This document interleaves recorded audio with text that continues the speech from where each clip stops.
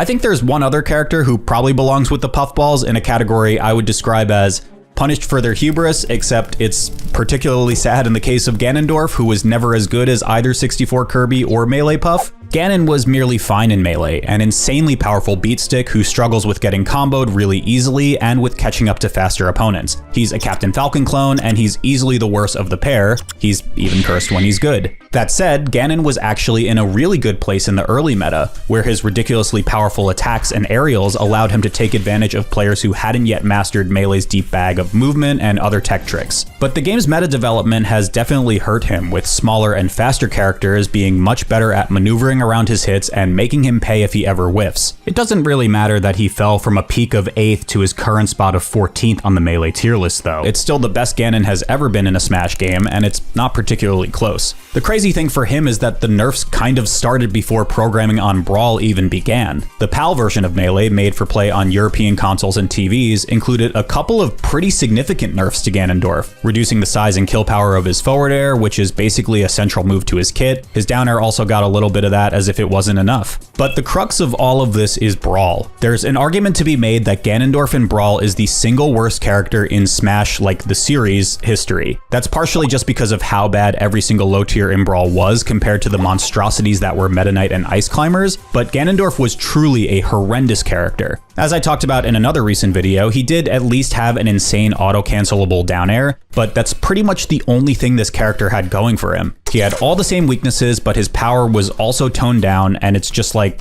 what's the point at that point?